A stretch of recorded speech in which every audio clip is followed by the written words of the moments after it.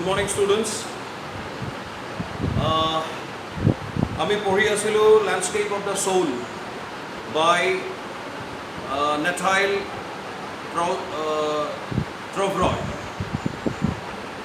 আমি আগৰ ক্লাছত যলৈকে পঢ়িছিলোঁ উডাউজিৰ কাহিনী পঢ়িলোঁ,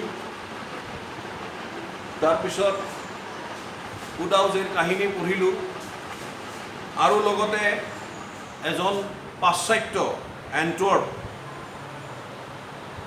মানে ৱেষ্টাৰ্ণ মানে এটা চিটি হয়, তো তাৰ এজন মানে আৰ্টিষ্টৰ কথাও আমি পঢ়িলোঁ আৰু দুইটা কাহিনীৰ পৰা আমাক ক'ব বিচৰা হৈছিল যে ইষ্টাৰ্ণ আৰ্ট আৰু ৱেষ্টাৰ্ণ আৰ্টৰ মাজত পাৰ্থক্য কি।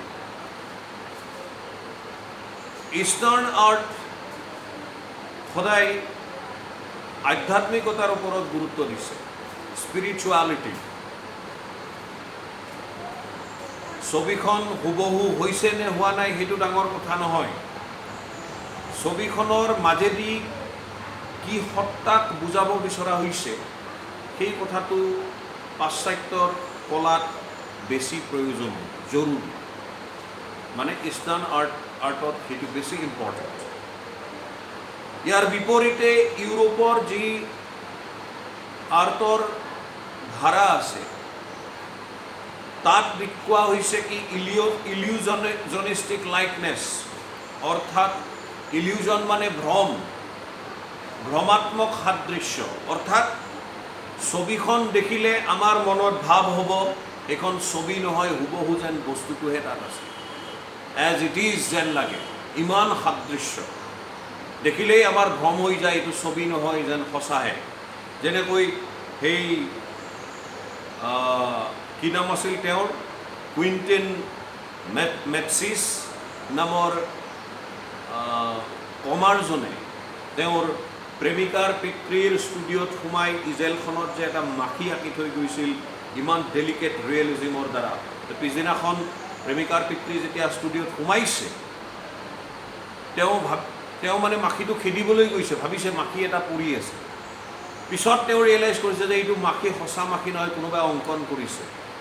আৰু কুইণ্টেন মেটছিছৰ সেই সাংঘাতিক কলাত্মক প্ৰদৰ্শনত মোহিত হৈ মেটছিছৰ প্ৰেমিকাৰ পিতৃয়ে তেওঁক তেওঁৰ এছিষ্টেণ্ট হিচাপে তেওঁৰ ষ্টুডিঅ'ত নিয়োগ কৰিছে, মকৰল কৰিছে।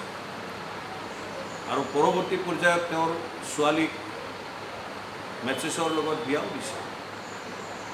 আজি তাৰ পিছত In the Chinese story, the emperor commissions a painting and appreciates the outer appearance.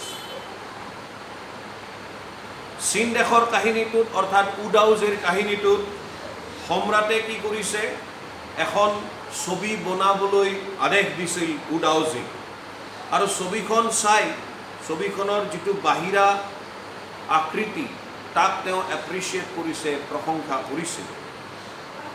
But the artist reveals to him the true meaning of his work.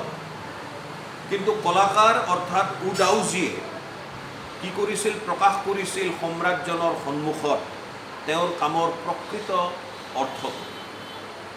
The emperor may rule over the territory he has conquered, but only the artist knows the way within.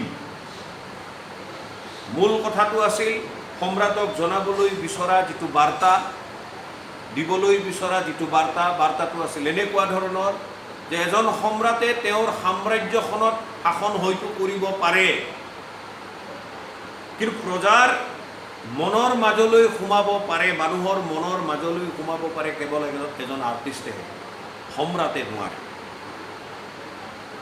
Let me show the way, the Tao, a word that means both the path or the method and the mysterious work of the universe. কৈছিলে নহয় উডাউজিয়ে, let me show the way, আপোনাক পথটো দেখুৱাবলৈ দিয়ক। টাও এনেকুৱা এটা শব্দ যিটো শব্দৰ অৰ্থ হৈছে দুটা একেলগে, ৰাস্তাও বুজাইছে, পথো বুজাইছে, অথবা মেথড পদ্ধতি বুজাইছে। আৰু লগতে কি বুজাইছে এই বিশ্ব ব্ৰহ্মাণ্ডৰ যি ৰহস্যময় কামবিলাক আছে ক'ত নাই ৰহস্য এই পৃথিৱীৰ সৃষ্টিত সবতে ৰহস্য নিহিত হৈ আছে এই ৰহস্যবিলাক উদ্ঘাটন কৰিবলৈ হ'লে আমি প্ৰতিটো সৃষ্টিৰ ভিতৰত প্ৰৱেশ কৰিব পাৰিব লাগিব কিমানজনে পাৰে প্ৰশ্নহি কেৱল আৰ্টিষ্টসকলে এই পৃথিৱীৰ সৃষ্টিৰ ৰহস্যৰ মাজত প্ৰৱেশ কৰিবলৈ সক্ষম হয় সঁচা অৰ্থত আৰ্টিষ্ট যিসকল আছে যেনেকৈ উডাউজি পাৰিছে সাধাৰণ নৰমনুষ্যৰ চকুৰে সেইবোৰ দেখিবলৈ পোৱাটো সম্ভৱ নহয় The painting is gone but the artist has reached his goal beyond any material appearance পেইণ্টিংখন গুচি গ'ল উডাউজিৰ ক্ষেত্ৰত কিন্তু উডাউজি অৰ্থাৎ আৰ্টিষ্টগৰাকী তেওঁ তেওঁৰ লক্ষ্যত উপনীত হৈছিল কেনেকৈ যে আৰ্টিষ্টৰ সেই ছবিখন মনৰ মাজত সুমুৱাই ৰাখে ছবিখন সন্মুখত আছে সেইখন চাই কি বুজিছোঁ ডাঙৰ কথা নহয় এই ছবিখন অন্তৰত স্থাপন কৰি অন্তৰ্দৃষ্টিৰে চাব পৰাটো কোনো মেটেৰিয়েল এপিয়াৰেঞ্চ তাত থাকিব নোৱাৰে গছ লতা কিবা কিবিবোৰ আমি দেখিবলৈ পাব নালাগিব মেটেৰিয়েল এপিয়াৰেঞ্চ নথকাকৈয়ে পাৰ হৈ সেইবিলাকৰ উপৰিও আৰ্টিষ্টগৰাকী তেওঁৰ লক্ষ্যত উপনীত হৈছে A classical Chinese landscape is not meant to reproduce an actual view as would a Western figurative painting.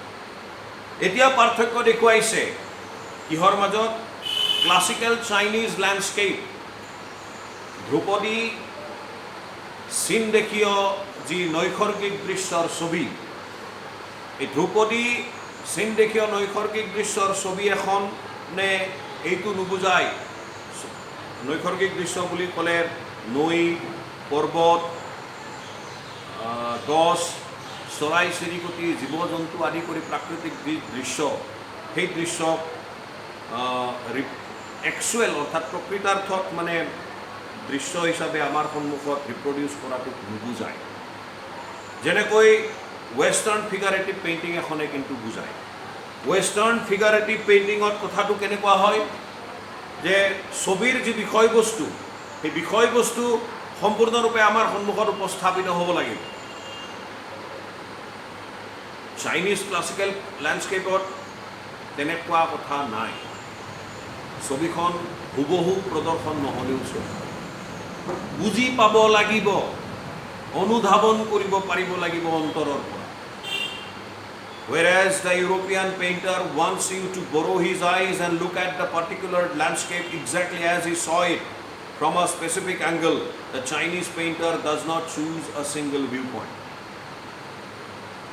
পাশ্চাত্যৰ পেইণ্টাৰ এজনে চিত্ৰকৰ এজনে সদায় বিচাৰে তেওঁৰ ছবিৰ দৰ্শকে তেওঁৰ চকু ধাৰলৈ লওক তাৰ চকু পেইণ্টাৰজনৰ চকু ধাৰলৈ লওক অৰ্থাৎ পেইণ্টাৰজনে যিটো দৃষ্টিভংগীৰে ছবিখন অংকন কৰিছে সেইটো দৃষ্টিভংগীৰ পৰাহে তাৰমানে দৰ্শকে তেওঁৰ ছবিখন মূল্যায়ন কৰক এই বুলি এজন পাশ্চাত্যৰ আৰ্টিষ্ট বা চিত্ৰকৰে বিচাৰে ইয়াৰ বিপৰীতে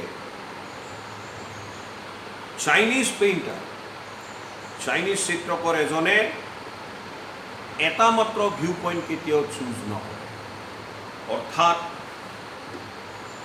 একেখন ছবি দৰ্শক ভেদে বেলেগ বেলেগ অৰ্থ হ'ব পাৰে মই ছবিখন চাই যিটো অৰ্থ উলিয়াম তোমালোকৰ মাজৰ প্ৰত্যেকেই যদি সেই ছবিখন চোৱা প্ৰত্যেকৰে মতামত বেলেগ বেলেগ হ'ব পাৰে কিন্তু পাশ্চাত্যৰ চিত্ৰকৰজনৰ কথাটো কি হয় তেওঁ যিটো এংগলৰ পৰা ছবিখন অংকন কৰিছে আমি প্ৰত্যেকে সেই এংগলটোৰ পৰা সেই ছবিখন মূল্যায়ন কৰিব লাগিব এইটো তেওঁ ধৰি দিছে আমি নিজৰ মতে চাব নোৱাৰোঁ আমি তেওঁৰ দৃষ্টিৰে চাব লাগিব অৰ্থাৎ তেওঁৰ চকু আমি ধাৰলৈ ল'ব লাগিব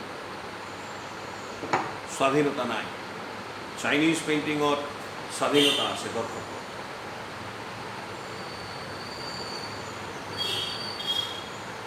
His landscape is not a real one and you can enter it from any point then travel in it the artist creates a path for your eyes to travel up and down then back again in a leisurely movement Chinese চিত্ৰকৰজনৰ যিখন landscape অৰ্থাৎ নৈসৰ্গিক দৃশ্যৰ ছবি আছে সেইখন এখন বাস্তৱ নহয়, ৰিয়েল ছবি নহয়।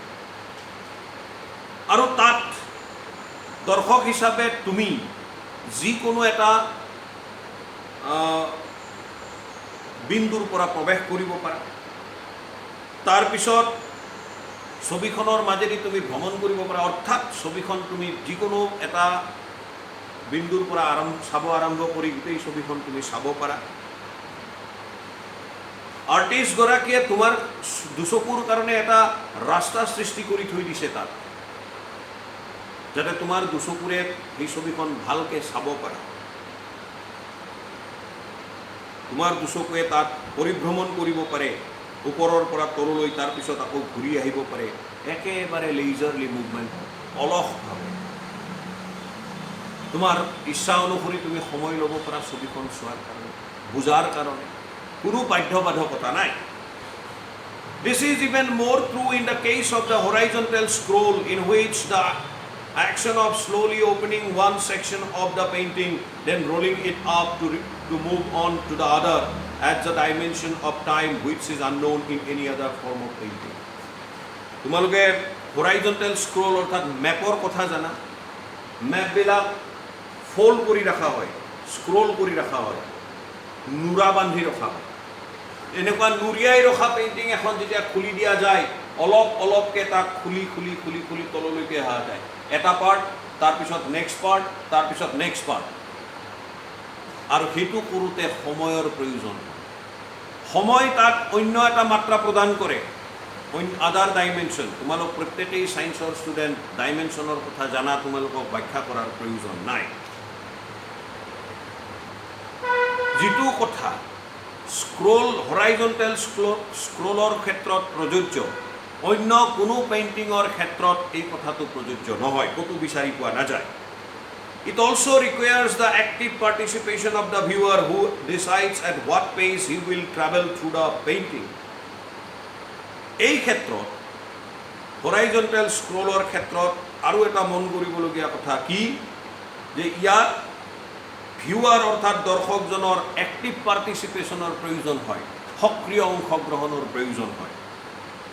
কাৰণ তেওঁৰ সিদ্ধান্ত উপনীত হ'ব কি গতিত তেওঁ ছবিখনৰ মাজেদি পৰিভ্ৰমণ কৰিব, কি গতিত তেওঁ ছবিখন চাব, লাহে লাহে চাব নে খৰতকীয়াকৈ চাব।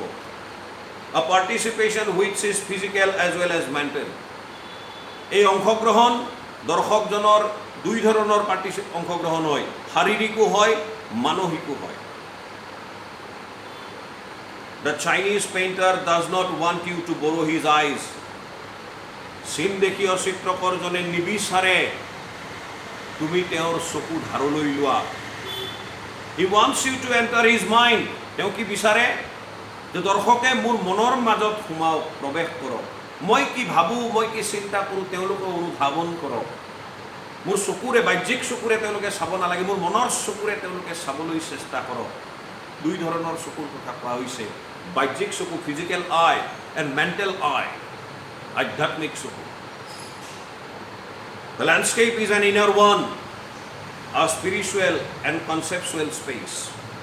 এই যে চাইনিজ পেইণ্টিঙৰ লেণ্ডস্কেপখনৰ কথা কোৱা হৈছে, এইখন এখন ভিতৰৰ ছবি, ইনাৰ ছবি, আধ্যাত্মিক আৰু কনচেপচুৱেল স্পেচ, ধাৰণাত্মক বিস্তৃতিৰ কনচেপ্ট বেছি। This concept is expressed as shanshui, literally mountain water, which used together represent the word landscape. এই কনসেপ্টটো এটা শব্দৰ মাজেদি প্ৰকাশ কৰা হৈছে, শব্দটো হৈছে শানসুই। শানসুইৰ আক্ষৰিক বা আবিধানিক অৰ্থ হৈছে মাউণ্টেইন ৱাটাৰ, পৰ্বত পানী। আৰু আমি দেখিবলৈ পাইছোঁ এই পৰ্বত আৰু পানী শব্দ দুটাক একেলগে ব্যৱহাৰ কৰা হয় লেণ্ডস্কেপক ৰিপ্ৰেজেণ্ট কৰিবলৈ। যিকোনো নৈসৰ্গিক দৃশ্য অংকন কৰিবলৈ হ'লে পৰ্বত থাকিব, নদী থাকিব, অৰ্থাৎ পৰ্বত আৰু পানী। More than two elements of an image, these represent two complementary poles. reflecting the Taoist view of the universe. কি কৈছে? More than two elements of an image. এটা ছবিৰ দুটাতকৈ অধিক এলিমেণ্ট, আৰু এই এলিমেণ্ট দুটাই কি ৰিপ্ৰেজেণ্ট কৰে? Two complementary poles. দুটা পোল মানে আমি মেৰু বুলি ক'ব পাৰোঁ। মেৰু ইটোৱে সিটোক মানে কি কৰে? কমপ্লিমেণ্ট কৰে। Reflecting the Daoist view of the universe, যিয়ে প্ৰতিফলন কৰে এই বিশ্ব ব্ৰহ্মাণ্ড সম্পৰ্কে ডাওৰ উডাওজিৰ যি ভিউ। এতিয়া কমপ্লিমেণ্ট শব্দটো বহুত ক্ষেত্ৰত কেনেকুৱা হয় মই বুজাই দিছোঁ। আমি প্ৰত্যেকেই সৰুৰ পৰা এটা বস্তু শিকি আহিছোঁ, বিপৰীতাৰ্থ শব্দ, অপজিট ৱৰ্ডছ। আচলতে অপজিট ৱৰ্ড বুলি তেনেকুৱা কথা বোধহয় নাই। এই কথাটো মই দিল্লীৰ যিজন এডুকেশ্যন মিনিষ্টাৰ মনীষ সিসোদিয়া, তেওঁৰ বক্তব্যৰ মাজত মই শুনিবলৈ পাইছিলোঁ যে আমাৰ শিক্ষা ব্যৱস্থাত যথেষ্ট ভুল আছে, কেৰণ আছে। যেনে আমাৰ সৰুৰ পৰা বিপৰীত শব্দ শিকোৱা হয়, অপজিট ৱৰ্ড শিকোৱা হয়। যেনে দিনৰ বিপৰীত ৰাতি, পুৰুষৰ বিপৰীত নাৰী, ল'ৰাৰ বিপৰীত ছোৱালী, এনেকুৱাকৈ আমাক শিকোৱা হৈছে। কিন্তু অলপ ভিতৰলৈ গৈ পেলাই যদি চাওঁ, ইয়াৰে কোনোটোৱে কোনোটোৰ বিপৰীত নহয়, প্ৰত্যেকেই প্ৰত্যেকৰ কমপ্লিমেণ্টাৰী। কেনেকৈ? যে দিন আছে কাৰণে ৰাতিৰ মাহাত্ম্য আছে, বা ৰাতি আছে কাৰণে দিনৰ মানে উজ্জ্বল পোহৰৰ তাৎপৰ্য আমি বুজিবলৈ পাওঁ। এন্ধাৰ পোহৰ বিপৰীত নহয়। এন্ধাৰে পোহৰক কমপ্লিমেণ্ট কৰে, পোহৰে এন্ধাৰক কমপ্লিমেণ্ট। পুৰুষ আৰু নাৰী প্ৰকৃতিৰ দুটা অৱদান, দুটা এলিমেণ্ট, বিপৰীত নহয়, প্ৰমাণ কৰিব পাৰি। পুৰুষৰ অবিহনে নাৰী সত্তাৰ কোনো মূল্য নাই। আকৌ ভাইচ ভাৰ্চা কেছ, নাৰীক বাদ দি পুৰুষৰ কোনো অস্তিত্ব নাই। কেনেকৈ বিপৰীত হ'ল? ইটোৱে সিটোক কমপ্লিমেণ্ট কৰে আৰু এই সৃষ্টিক আগবঢ়াই লৈ যায়। They are complementary to each other. এনেকুৱা ঢেৰ উদাহৰণ দিব। ইয়াতো দুটা কমপ্লিমেণ্টাৰী পোলৰ কথা কোৱা হৈছে, দুটা এলিমেণ্টৰ কথা কোৱা হৈছে, আৰু ইয়াৰ মাজেদিয়ে ডাওৱে তেওঁৰ ইউনিভাৰ্ছ সম্পৰ্কে যি দৃষ্টিভংগী, এই দৃষ্টিভংগী প্ৰকাশ কৰিছে। ৱাটাৰ, মাউণ্টেইন, ইয়াত ব্যাখ্যা কৰিছে, এতিয়া বুজি পোৱা যাব। The mountain is young, reaching vertically towards heaven, stable, warm and dry in the sun.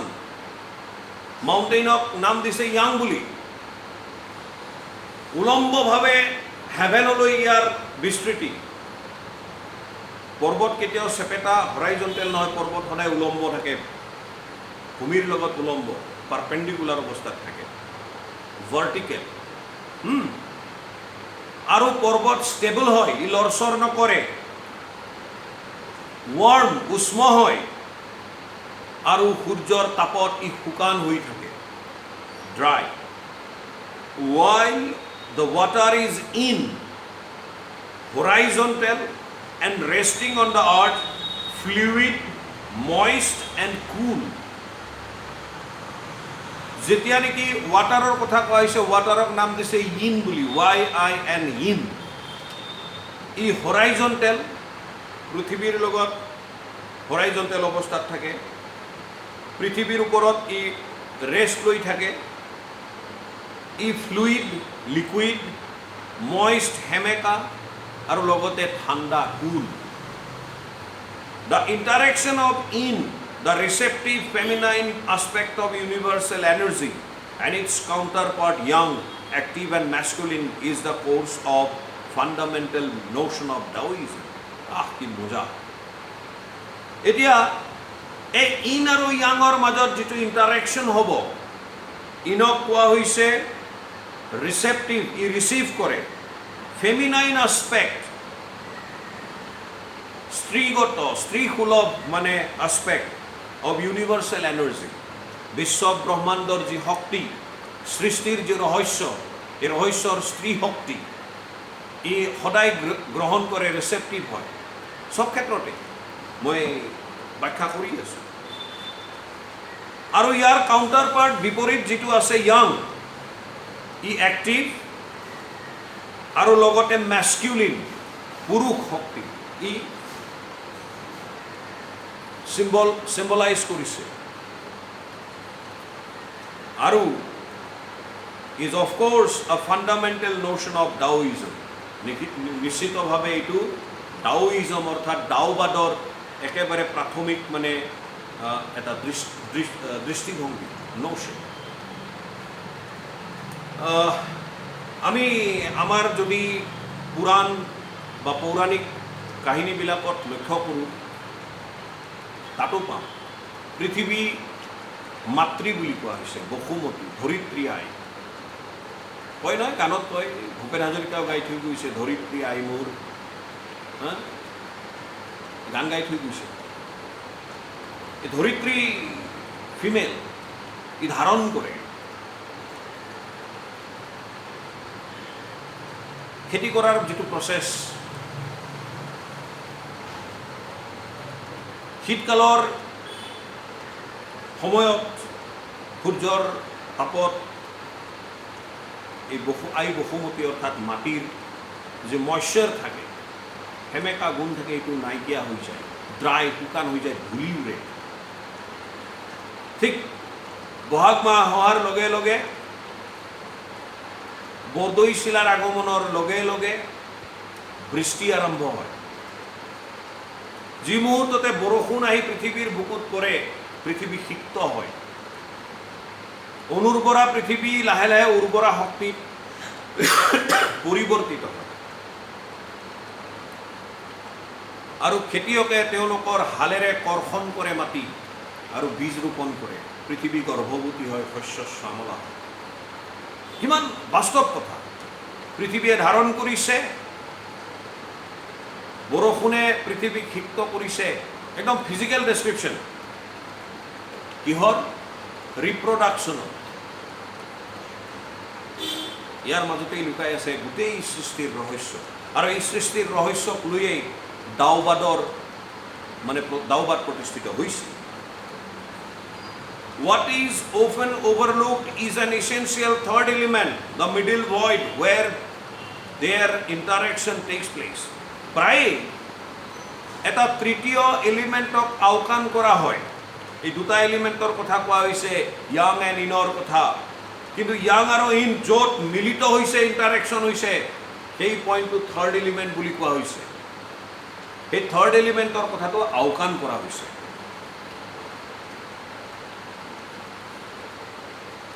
Middle void, মধ্যৱৰ্তী অৱস্থান বা স্থান, য'ত এই দুটা এলিমেণ্টৰ ইণ্টাৰেকশ্যন সম্ভৱ হৈছে। This can be compared with the yogic practice of pranayama, breath in, retain, breath out. The suspension of breath is the void where meditation occurs.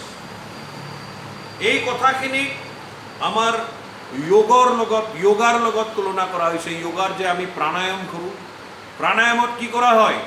উশাহ আমি ভিতৰলৈ টানি নিওঁ, উশাহটো কিছু সময় ধৰি ৰাখোঁ, তাৰপিছত তাক উলিয়াই দিওঁ। এই যে ৰিটেইন কৰি ৰাখিছোঁ, আমাৰ শ্বাসটোক ধৰি ৰাখিছোঁ, সেইটোৱে হৈছে মিডিল ভইড, য'ত মেডিটেশ্যন বা ধ্যান মানে সম্ভৱ হয়। কিমান কনচেনট্ৰেশ্যন দি পেলাই সেই কামটো কৰিব লগা হয়। আমি উশাহ লওঁ, উশাহটোক কিছু সময় ধৰি ৰাখিম, তাৰপিছত লাহে লাহে উশাহটো এৰি দিম। আকৌ উশাহ লওঁ, উশাহটো ধৰি ৰাখিম কিছু সময়, লাহে লাহে উশাহ এৰি দিম। লোৱা, ধৰি ৰখা, এৰি দিয়া, এই ধৰি ৰখা যিটো সময়, সেইটোৱে হৈছে মিডিল ভইড। যি ধৰি ৰখা সময়খিনিত ধ্যান সম্পন্ন হ'ব পাৰে। The middle void is essential. Nothing can happen without it. Hence the importance of the white unpainted space in Chinese landscape. গতিকে এই মিডিল ভইডটো অত্যন্ত প্ৰয়োজনীয়। ইয়াৰ অবিহনে একোৱে ঘটিব নোৱাৰে। আৰু সেই কাৰণেই চাইনিজ লেণ্ডস্কেপ এখনত একো নকাকে, কোনো আঁক এটা নমৰাকে ৰখা যি বগা খালী ঠাই আছে হা সেই বগা খালী ঠাইৰ ইম্পৰ্টেঞ্চ বা প্ৰয়োজনীয়তাটো অনুভৱ কৰিব পৰা যায় তাতেই সংঘটিত হ'ব কি ইণ্টাৰেকশ্যন কিহৰ ৱাটাৰ আৰু মাউণ্টেইনৰ শানচুই This is also where man finds a fundamental role. এই স্থানটুকুৰাতে মানুহেও বিচাৰি পায় এটা অত্যন্ত প্ৰাথমিক ভূমিকা In that space between heaven and earth, he becomes the conduit of communication between both poles of the universe. সেই স্পেচ বা ঠাইতে both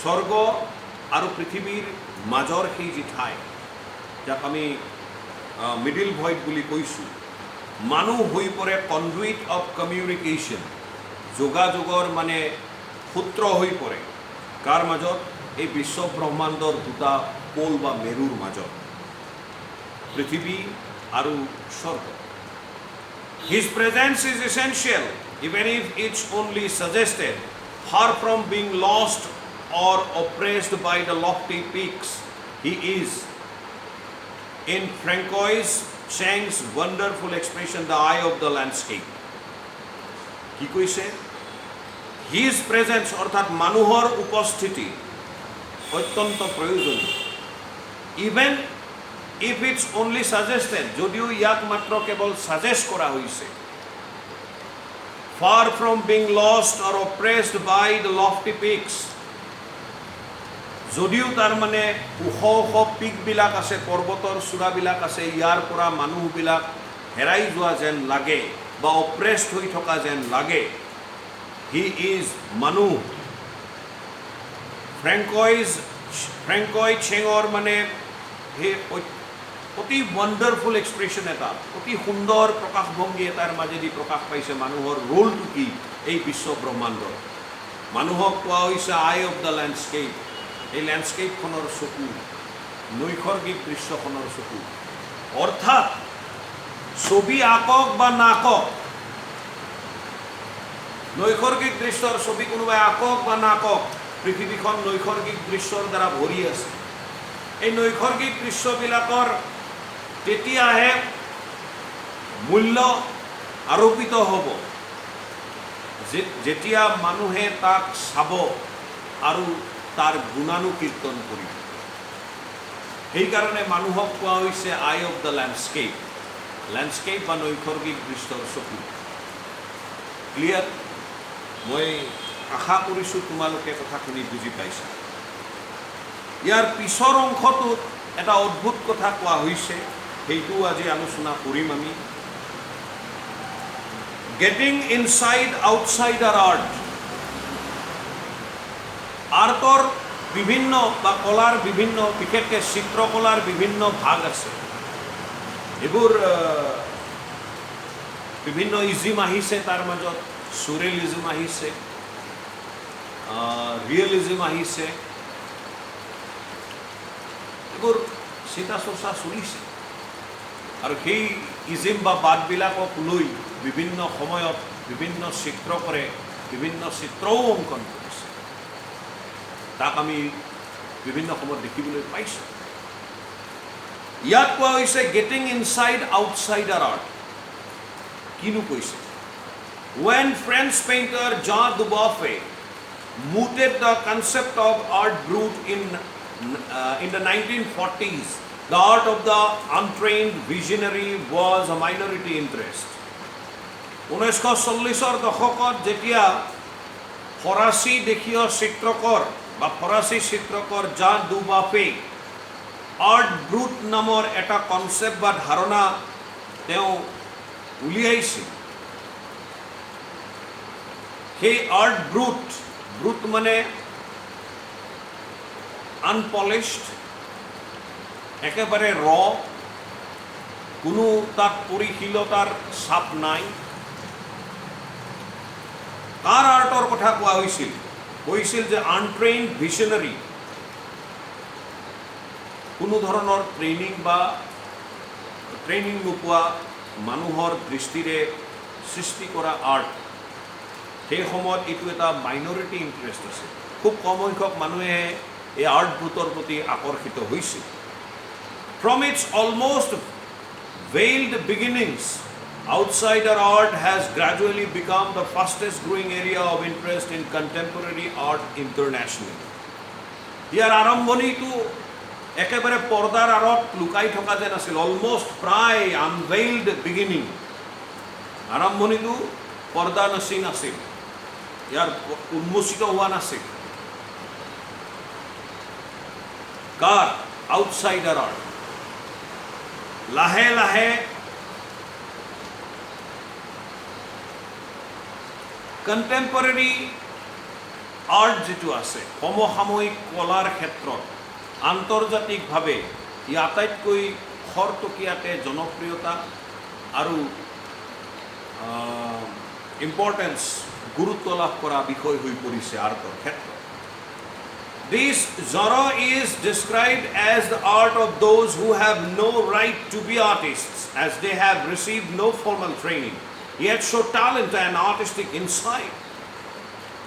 এই যিটো শ্ৰেণী আৰ্টৰ, এই যিটো শ্ৰেণী বা জড়, এই জড় বা শ্ৰেণীটোক বৰ্ণনা কৰা হৈছে এই ধৰণে, যিটো এনেকুৱা এক ধৰণৰ কলা বা আৰ্ট, এই আৰ্টৰ প্ৰেক্টিছ কৰা যিসকল ব্যক্তি, তেওঁলোকৰ কোনো অধিকাৰেই নাই নিজকে আৰ্টিষ্ট বুলি দাবী কৰাৰ, কাৰণ তেওঁলোকৰ কোনো ট্ৰেইনিং নাই, কোনো প্ৰশিক্ষণ তেওঁলোকে লাভ কৰা নাই,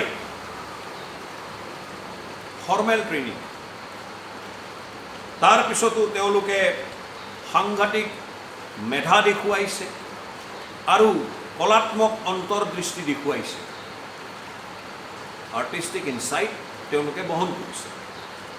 তেওঁলোকৰ কোনো আনুষ্ঠানিক প্ৰশিক্ষণ নাই, গতিকে তেওঁলোকে নিজকে আৰ্টিষ্ট বুলি দাবী কৰাৰ কোনো অধিকাৰ আছে? তো এইবোৰ চব বস্তুতে আছে।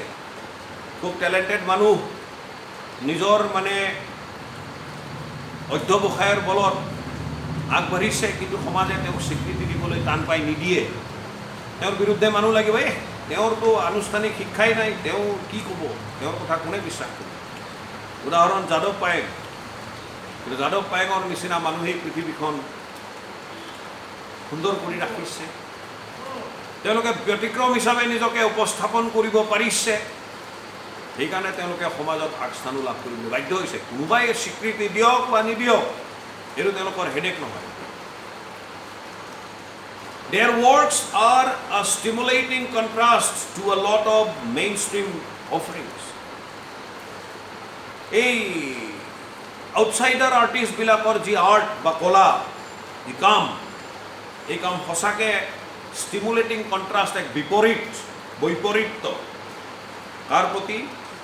মেইন ষ্ট্ৰীম যি অফাৰিংছ আছে, অৰ্থাৎ মূল সুঁতিৰ যিসকল আৰ্টিষ্ট আছে, ফৰ্মেল ট্ৰেইনিং লাভ কৰি যিসকলে আৰ্ট কৰে, পেইণ্টিং কৰে, অন্যান্য কাম কৰে, তেওঁলোকে যিবিলাক আগবঢ়ায়, তাৰ বিপৰীতে এইসকল প্ৰশিক্ষণ নোপোৱা অথচ অত্যন্ত মেধাসম্পন্ন যি কলা কুশলী আছে, তেওঁলোকৰ কাম কাজবিলাক যেন এক সাংঘাতিক ধৰণৰ বিপৰীত্য আনিছে।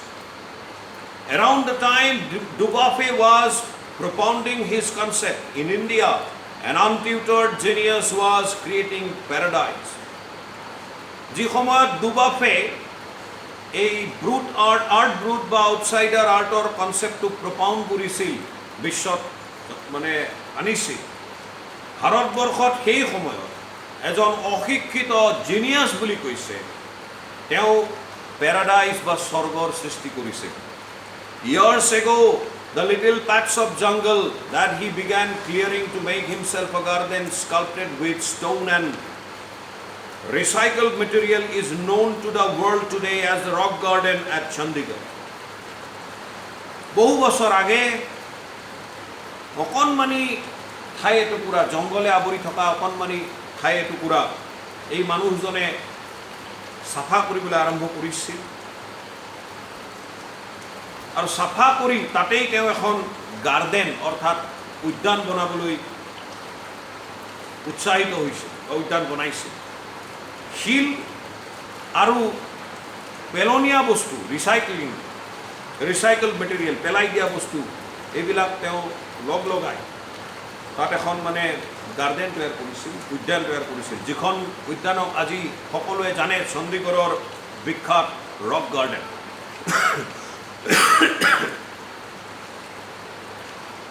Its 80-year-old creator director Nick Chan এই ৰক গাৰ্ডেনৰ যিজন সৃষ্টিকৰ্তা, যিজন ডিৰেক্টৰ, মূল মানুহ, তেওঁৰ বয়স 80 বছৰ, তেওঁৰ নাম হৈছে নেক চান, is now hailed as India's biggest contributor to outsider art. আজি জনাজাত হৈছে বিশ্বৰ মানে ভাৰতবৰ্ষৰ ভিতৰতেই আটাইতকৈ ডাঙৰ মানে কণ্ট্ৰিবিউটৰ কিহৰ প্ৰতি? আউটসাইডাৰ আৰ্টৰ প্ৰতি।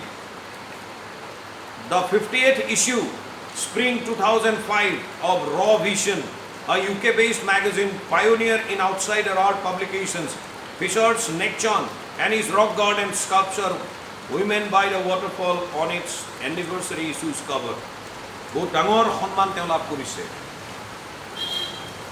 50তম সংখ্যা কাৰ ৰ ভিজন নামৰ ইউনাইটেড কিংডম বেছ অৰ্থাৎ ইংলেণ্ডত মানে মেইনলি তাৰ বেছটো আছে। ইংলেণ্ডৰ এখন আলোচনী নাম ৰ ভিজন। এই ৰ ভিজন নামৰ আলোচনীখনৰ 50তম সংখ্যাত এই আলোচনীখন কি? পায়োনিয়াৰ ইন আউটসাইডাৰ আৰ্ট পাব্লিকেশ্যনছ। আউটসাইডাৰ আৰ্টৰ বিভিন্ন বিষয় প্ৰকাশ কৰাৰ অগ্ৰগণী ভূমিকা লোৱা এখন আলোচনী। এই আলোচনীখনৰ 50তম সংখ্যাত তেওঁলোকে নেক চান্দৰ ওপৰত এটা প্ৰবন্ধ লিখিছিল আৰু তেওঁৰ ৰক গাৰ্ডেন স্কাল্পচাৰৰ ওপৰত লিখিছিল। বিশেষকৈ উইমেন বাই দ্য ৱাটাৰফল নামৰ যিটো ষ্টেচু আছে, মানে মূৰ্তি আছে, সেই মূৰ্তিটোৰ ছবি সেই আলোচনীখনৰ বাৰ্ষিক যিটো সংখ্যা, সেই বাৰ্ষিক সংখ্যাৰ কভাৰত প্ৰকাশ পাইছিল, অৰ্থাৎ বেটুপাত হিচাপে প্ৰকাশ পাইছিল। The notion of art brut or raw art was of works that were in their raw state as regards cultural and artistic influences. Art brut অথবা raw art ইয়াৰ যি দৃষ্টিভংগী, এই দৃষ্টিভংগীটো কি আছিল? যে কিছুমান কাম, আৰ্টিষ্টিক কাম, কলাত্মক কাম, যিবিলাক সিহঁতৰ সেই কামবিলাকৰ মানে আৰ্টিষ্টিক কামবিলাকৰ ৰ ফৰ্মত আছিল, কোনো পলিচ নাই, যেনেকৈ আছিল তেনেকৈ তাক প্ৰকাশ কৰা হৈছিল আৰু তাক মানে কি বুলি ৰিগাৰ্ড কৰা হৈছিল? কালচাৰেল এণ্ড আৰ্টিষ্টিক ইনফ্লুৱেঞ্চেছ বুলি। তাৰ সেই মানে ৰ আৰ্টৰ যি সাংস্কৃতিক আৰু কলাত্মক যি প্ৰভাৱ মানুহৰ ওপৰত কি ধৰণে প্ৰভাৱ পেলাইছে তাক বিষয়ে কৈছিল, সেই বিষয়ে কৈছিল ৰ আৰ্টৰ মাজেদি। Anything and everything from a tin to a sink to a broken down car could be material for a work of art, something Nek Chand has taken to dizzying heights. আমাৰ চৌফালে পৰি থকা বিভিন্ন বস্তু, এনিথিং এণ্ড এভৰিথিং, যিকোনো বস্তু বা সকলো বস্তু, এটা টিনৰ পৰা আৰম্ভ কৰি এটা চিংকলৈকে, বেচিনলৈকে, টু আ ব্ৰকেন ডাউন কাৰ, ভঙা চিঙা এখন মটৰ গাড়ীলৈকে কি হ'ব পাৰে? মেটেৰিয়েল হ'ব পাৰে, বস্তু হ'ব পাৰে। কিহৰ? ৱৰ্ক অফ আৰ্টৰ। আৰ্ট বা কলাত্মক বস্তু এটা সৃষ্টি কৰাৰ ই ৰ মেটেৰিয়েল হ'ব পাৰে এইবিলাক। যিটো নেক চান্দে কি কৰিছে? এক সাংঘাতিক উচ্চতালৈ লৈ গৈছে তেওঁৰ ৰক গাৰ্ডেনৰ মাজেদি এই বিষয়টো। Recognising his art as an outstanding testimony of the difference a single man can make when he lives his dream, the Swiss commission for UNESCO will be honouring him by way of a European exposition of his works. তেওঁৰ আৰ্টক, কলাক স্বীকৃতি প্ৰদান কৰি কি বুলি? An outstanding testimony of the difference of a single man can make when he lives his dream.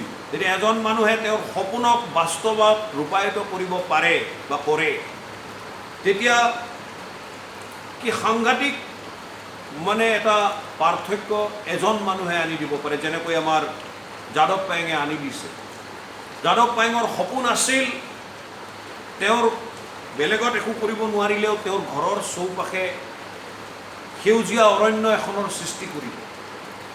সপোন দেখিলেই নহয়, সপোনক বাস্তৱত ৰূপায়িত কৰিবৰ কাৰণে মানুহৰ মনত অদম্য স্পৃহা থকাৰ দৰকাৰ। খুব কম মানুহৰ মনত তেনেকুৱা অদম্য স্পৃহা থাকে যে নিজৰ সপোনক বাস্তৱত ৰূপায়িত কৰিব পাৰে। এইটো কেৱল আৰ্টৰ ক্ষেত্ৰত নহয়, তোমালোককো কোৱা হৈছে ইয়াৰ দ্বাৰা। তোমালোক উঠি অহা প্ৰজন্মৰ ছাত্ৰ ছাত্ৰী, নতুন প্ৰজন্মৰ ছাত্ৰ ছাত্ৰী, তোমালোকৰ সন্মুখত ভৱিষ্যত পৰি আছে। এই ভৱিষ্যত সম্পৰ্কে তোমালোকৰ বিভিন্ন সপোন তোমালোকে লগত কঢ়িয়াই আনিছা। সেইবোৰ সপোন তোমালোকে কেনেকৈ বাস্তৱত ৰূপায়িত কৰিবা তাৰ এক উদাহৰণ দিয়া হৈছে নেক্সচান্দৰ মাজেদি। কেনেকৈ মাত্ৰ এজন মানুহে পৰিৱৰ্তন সাধন কৰিব পাৰে তেওঁৰ সপোনটোক বাস্তৱত পৰিণত কৰাৰ মাধ্যমেৰে। আৰু সেইটোকে লৈ ইউনেস্কোৰ যিটো ছুইচ কমিশ্যন আছে, ছুইচ কমিশ্যনে তেওঁক মানে সন্মান জনাবলৈ গৈ আছে এই ধৰণে তেওঁৰ কামবিলাকক ইউৰোপ মহাদেশৰ বিভিন্ন স্থানত প্ৰদৰ্শন কৰাৰ মাজেদি। The 5-month interactive show Realm of Nekchan beginning October will be held at leading museums in Switzerland, Belgium, France and Italy. 5 মাহ ধৰি এই ইণ্টাৰেক্টিভ শ্ব'টো চলিব। নাম দিয়া হৈছে ৰিলম অফ নেকচান্দৰ দুনিয়া। অক্টোবৰত আৰম্ভ হ'ব আৰু ইউৰোপ মহাদেশৰ ছুইজাৰলেণ্ড, বেলজিয়াম, ফ্ৰান্স আৰু ইটালীৰ নিচিনা দেশৰ বিভিন্ন যিবিলাক আগশাৰীৰ মিউজিয়াম আছে, যাদুঘৰ আছে, এইবিলাকত প্ৰদৰ্শন কৰা হ'ব। The biggest reward is walking through the garden and seeing people enjoy my creation, Nekchan says. নেকচান্দে কয়, মোৰ কাৰণে আটাইতকৈ ডাঙৰ যিটো পুৰস্কাৰ, সেই পুৰস্কাৰটো হৈছে কি, মানুহে মোৰ বাগিচাখনৰ মাজেদি খোজকাঢ়ে, ফুৰে আৰু মোৰ সৃষ্টিবিলাকক তেওঁলোকে উপভোগ কৰে। সেইটোৱে মোৰ কাৰণে আটাইতকৈ ডাঙৰ পুৰস্কাৰ, এইবুলি নেকচান্দে কৈছে। তো এইটো চেপ্টাৰ এনেকৈ ইয়াতে আমি শেষ কৰিছোঁ, আলোচনাটো শেষ। তোমালোকৰ নিশ্চয় কিবা কিবি কথা সুধিব লগা থাকিব, অবভিয়াছলি কিবা দিগদাৰ পাব পাৰা। আগৰ দৰেই তোমালোকে মোৰ ব্যক্তিগত নম্বৰত যোগাযোগ কৰিলে হ'ল, মই যথাসম্ভৱ উত্তৰ দিবলৈ চেষ্টা কৰিম।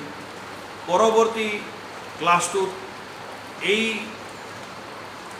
চেপ্টাৰটোৰ ওপৰত প্ৰশ্নৰ উত্তৰ দিয়া হ'ব। প্ৰশ্নৰ উত্তৰবিলাক ফটো মাৰি তোমালোকৰ হোৱাটছএপ গ্ৰুপবিলাকত প্ৰত্যেকৰে দিয়া হ'ব, তোমালোকে পাবা, চিন্তা কৰিব নালাগে। আৰু যেতিয়া ফিজিকেল ক্লাছ আৰম্ভ হ'ব তেতিয়া এইবিলাক হয়তো প্ৰয়োজন অনুসৰি অলপ ব্ৰিফিং কৰি দিয়া হ'ব। কিন্তু এটা কথা তোমালোকে নিশ্চিত কৰিব লাগিব, প্ৰতিদিনৰ পঢ়া প্ৰতিদিনে আপডেট কৰিব লাগিব। বুজি পোৱা নাই, নোপোৱাখিনি তোমালোকে মাৰ্ক কৰি থবা আৰু মোক যোগাযোগ কৰিব পাৰিবা। গোটেই সপ্তাহটো কৰি আছে পৰৱৰ্তী ক্লাছৰ আগলৈকে। আজিয়ে যে মোক ফোন কৰি বা মেছেজ কৰি আজিয়ে ল'ম গোটেই কথাবিলাক, সেইটো নহয়, পৰৱৰ্তী সময়তো কৰিব পৰা যাব। গতিকে আজি ইমানতে সামৰিছোঁ, ধন্যবাদ। পৰৱৰ্তী ক্লাছত লগ পাম। See you.